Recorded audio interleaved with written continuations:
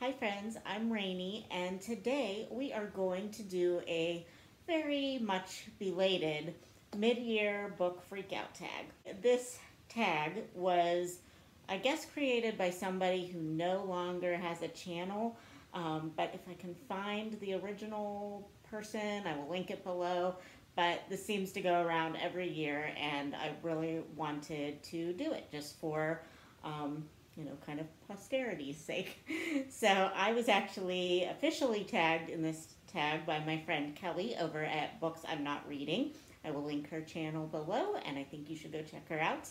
And without further ado, let's get on to the questions. Question number 1 is the best book that you have read so far this year. And I actually have 2 for this prompt. And the first is The War That Saved My Life by Kimberly Brubaker Bradley. And I read this book for middle grade March this year and just absolutely loved it. Like, everything about it I thought was spectacular. The disability rep and just the sense of loneliness that the main character felt, and the pain and the PTSD that she felt, and yeah, it was just, there was so much packed into this little middle grade book. And it's set, if you don't know, it's set in World War II era, and it centers around a little girl who is basically abused by her mother because she has a clubbed foot.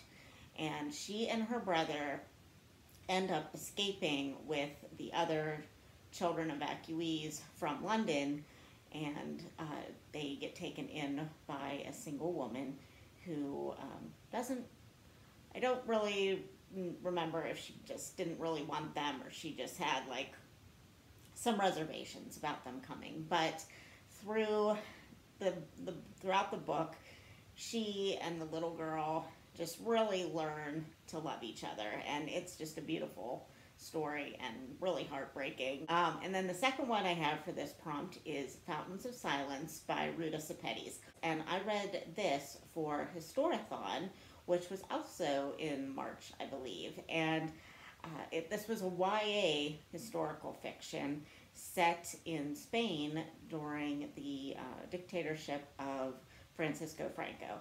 And I honestly wasn't really expecting to like this book as much as I did, but just the style of the book, it had very short chapters, it was told from multiple perspectives, the characters were just really well drawn, I thought, and again, like with War That Saved My Life, just the heartbreak and the suffering, but also the bond that the characters felt throughout their suffering was just really heartfelt, and I really, really enjoyed the whole story. I mean, some parts of it maybe kind of dragged a little bit for me, but overall it was a very fast, very heartfelt read that I really enjoyed. Prompt number 2 is the best sequel that you've read so far this year.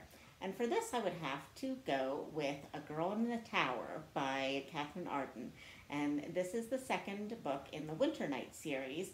And I read this as a buddy read with Krista from Books and Jams. And we both had said at the end of this buddy read that we liked this book more than the first book, The Bear and the Nightingale. And this is a series that is centered around kind of Russian folklore, Russian history, but it's fantastical, and it has like a lot of, I wouldn't even say magical realism, and just fantasy elements in it. And while the first book, Krista and I both felt was a little heavy on the Christian side of things, was more negatively drawn in the first one. In the second one, it was a little bit more even keel, and it wasn't as much about the Christians versus the traditional Russian belief system. Prompt number 3 is a new release that you haven't read yet but want to. And for this, I have chosen one that is not technically a new release, as in it was not released in the year 2020. It was published. I don't know when it was originally published, but the paperback came out at the end of 2019. So it's sort of a new release, at least to me. And that is Tilly and the Lost Fairy Tales, which is the sequel to Tilly and the Book Wanderers, which is the first in the Pages and Co. series by Anna James. And I read I read Tilly and the Book Wanderers last year after middle grade March. I had a lot of problems getting it. This time I did not have problems getting the sequel, but I just have not gotten around to picking it up yet. So I really need to get to this because the third in the series comes out this year, I believe in September.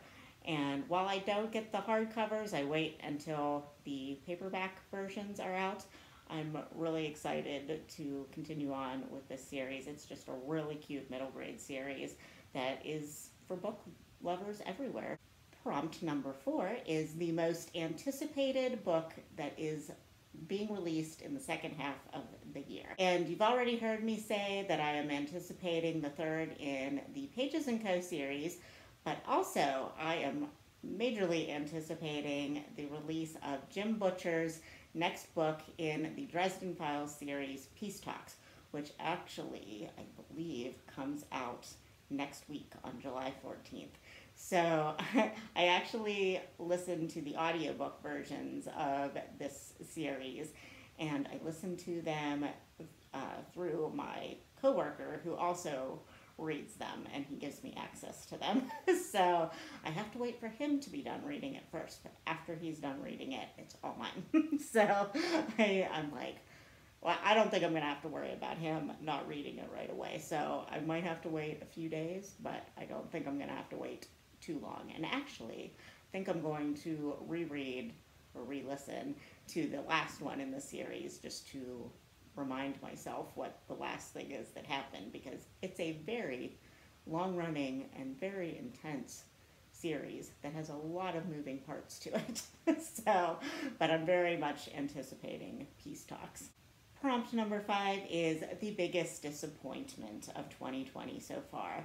And sadly for that, I'm going to have to go with The Book of Boy by Catherine Gilbert Murdoch. We read this as the group read for middle grade March, and unfortunately it did not live up to the last 2 group reads for middle grade March, which, you know, they can't all be winners.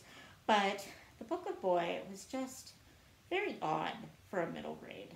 It was set in medieval times, which sounds really interesting. I have not read many books at all set in medieval times, and much less a middle grade book. But the subject matter was not really middle grade appropriate. It could have been done well, I think, but it was just very slow. I can't imagine a middle grade reader really being into it. The characters were not very likable. None of them were. Even the main character was just not very dynamic. Everybody was very one-dimensional, and there was a twist in the middle that just was like, I don't know, completely out of the blue, I thought, and just weird. So I did not enjoy this book whatsoever, and I think only because it was the group read for middle grade March, and you know, the last 2 had been so amazing. I think that's why I was so disappointed in it. But I mean, it's no fault of Krista's or Katie's. I mean, that's just, you don't know. So number 6 is The Biggest Surprise. And for this one, I actually chose A Long Fatal Love Chase by Louisa May Alcott. I have been participating in the Louisa May 2020 read-along with Kate Howe and Megan Hannett for the entirety of this year, and actually from November of last year. And Louisa May Alcott is obviously the author of the famous Little Women. And we've been reading a lot of her works. I don't know that we're going to get to all of them, but we've been reading a lot of them this year, and they have all been a little underwhelming in my eyes. They were just kind of syrupy sweet, but not with any of the real depth that Little Women was. But this one is like a completely different book. It is very gothic. It is very creepy. It is just like really intense, and yeah, it just really surprised me. I can't say it was one of my favorites, but it's definitely the second favorite thing that I've read by Louisa May Alcott this year. Number 7 is a new favorite author, and for that one, I'm going to pick Ruta Sepetys. And I can't really say that with certainty because Fountains of Silence is still the only thing by her that I've read, but I really haven't read too much by any new authors, more than one of their works this year. But I can just kind of tell by her writing style that I really think that I am going to enjoy the rest of her works. Question 8 is newest fictional crush. And like most people that I've seen do this prompt on this tag, I don't really get crushes on too many characters. I mean, they're fictional. I don't need to get crushes on them. But if I were to get a crush on somebody, it would be Stephen from I Capture the Castle. He is just the sweetest, nicest, most thoughtful person I have ever seen in any books. And that even surpasses Gilbert from Anne of Green Gables, which I know is a shocker. But Stephen is like almost unbelievably thoughtful and lovable. And yeah, he was just something else entirely. And he totally gets the short end of the stick. So I love him. Question 9 is your newest favorite character. And for this one, I am picking Cussy Mary from The Bookwoman of Troublesome Creek. And I buddy read this with my friend Danny from Spinelli Speaks. And we really thought that this book was going to be something totally different than it was. And I think, at least for me, I really enjoyed the direction that it went. I felt so horrible for Cussy Mary the entire time, and I was really glad when good things happened to her, because pretty much the entire book was just horrible, horrible, racist, sexually violent things happening to her almost the entire book. And she handled it with just so much grace and strength. And yeah, she's one of my favorite characters, because she never let her problems completely break her. That doesn't mean that she wasn't depressed by them, and she didn't have her really down times after bad things happened to her, but she always seemed to come back, and she knew her strengths, and she really just was about taking care of her father and of herself, and to heck with anybody else, and yeah, she was great. Number 10 is a book that made you cry. And I'm not usually a crier, but I cried in Fountains of Silence. I think I was just going through an emotional time when I read that book. I might not cry if I read it again, but it was a love story, of course, and it was like wartime love story type of a thing. Young people torn apart by war and class differences and all that stuff. And I don't know, I just must have been having a day, but I cried through the entire last third of that book. Like, everybody talked about the fact that they didn't like the time jump at the end, but the time jump is where I just started bawling and didn't stop the entire time. So I don't know whether to say that was a positive or a negative, because I don't like to cry. But it was definitely the most emotionally impactful at that moment for me. So, I don't know. Question 11 is a book that made you happy. And lots of books have made me happy this year. But I would definitely say that the book that made me happiest was Anne of Green Gables by Ellen Montgomery. And I have read this in the past when I was a kid, but this has been my first reread through the series, and I'm not even sure I've read the whole series. But the first book that we read for the read along, Anne Along 2020, was just delightful and made me just so nostalgic and just I want to read it again and again. Question 12 is the most beautiful book that you have bought or received this year. I don't really receive books as gifts that often. People usually just give me gift cards and things if they want to give me bookish things. So I have decided to slowly collect the Penguin cloth-bound classics editions, and the most beautiful one that I have bought this year has been Vanity Fair by William Makepeace Thackeray. And I read this as a buddy read with my friend Tara earlier this year, and it took us forever. It took us longer to read through this than it did War and Peace. But it wasn't because it wasn't good. It's just your typical kind of long-winded Victorian novel that has really good elements, but also has a lot of things that don't need to be there. So, and I think we both were just in moods that we were just kind of forcing ourselves to read this. But I really loved it, and the cover is beautiful, and one day I will reread this tome and hopefully do it faster than I did the last time. And finally, the last question is, what book do I just have to read this year? And there's really none. And most people say that. I don't have to read anything. And I don't get books sent to me. I'm not somebody that gets NetGalley arcs or anything, so I don't feel like I absolutely need to read a book.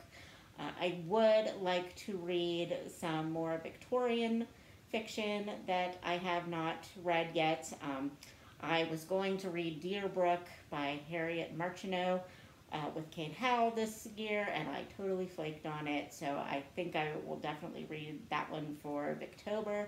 I would love to read Olive by Diana Mullet-Craik for Victober this year, but I'm not going to put pressure on myself. You know, I usually overload my monthly TBRs as it is, so I will get to the books I want to get to eventually. Might not be this year, might not be next year, but you know, so many books, so little time. Am I right? That was my mid-year book freakout tag. I'm not going to tag anybody because obviously I'm late on this already. So if you haven't done this and you still think you want to, it's really not too late. Do what you want. It's your channel. I'm sure we'll all watch it. So I hope you are having a great week, my friends, and a lovely start to July. If you are in the U.S., I hope you had a wonderful 4th of July weekend and that you ate good food and enjoyed some fireworks. And I will see you in my next video. Bye, friends.